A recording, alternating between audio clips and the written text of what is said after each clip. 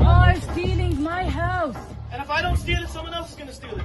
Hi, I'm Qasim and I have a dream that one day I'll be telling my kids the stories of me visiting every country in the world. But today, doing this video, I'm sacrificing that dream. And if you want to know why, stay with me and I will tell you. But for now, let me tell you the story of my people. 500 Palestinians who today are forced to evacuate their homes, the ones they've been living in for decades, so some settlers can board on some planes and come take these houses that they don't own. Jacob, you know this is not your house. Yes, but if I go, you don't go back. So what's the plan? Imagine an unjust court telling you that you have to leave the house you grew up in, the one you got married in, the one that you were planning to spend the rest of your life in. So someone from, I don't know, the US can come and steal the house illegally and be proud about it.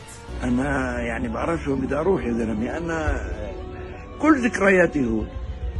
أنا طفولتي هون، فتولتي هون، شبابي هون، دراستي هون، مدرستي من هون، تخريجي من جامعة من هون، تجويزي وأولادي من هون، كلهم بهذا الدار.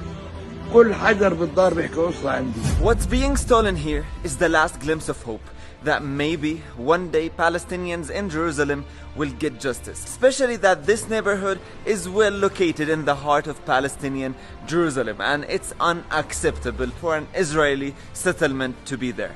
And I had to tell this story today because for some reason international media decided to stay silent.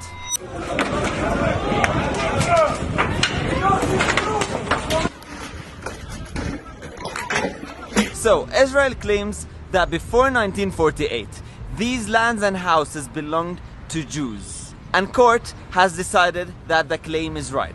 But are you really serious, dear court?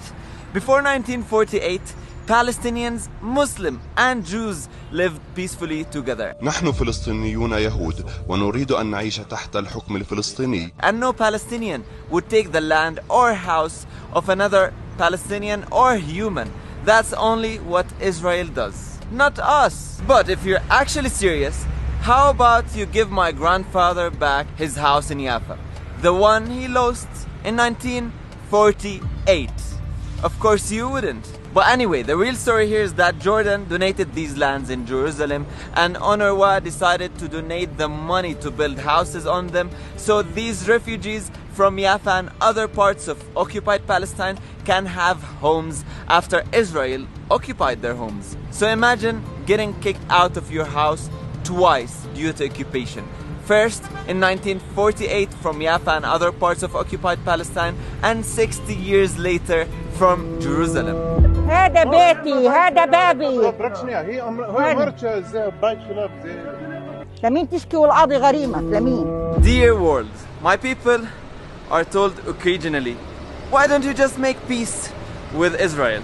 It's all in the past now, just get over it. But you have to understand that what's happening is an ongoing occupation. Lands are still being taken.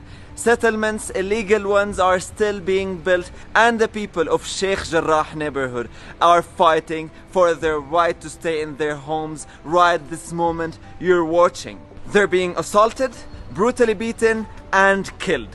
And that's why I had to talk about it. And this is not just news. You can easily follow and see what's happening live if you go on some accounts on Instagram of the people who are living there. I can see live what's happening there, and you can easily see the brutality of the Israeli army and forces. And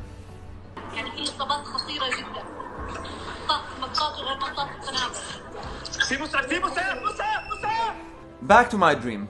It's quite known that Israel controls the borders of Palestine and they don't let anyone in if they speak up about what's happening.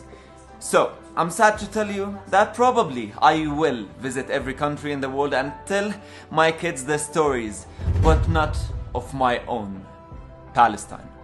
So please, if you're watching this, share the story. Don't underestimate the power of social media. Let the world know what's happening and use the hashtag #SaveSheikh Jarrah. Thank you.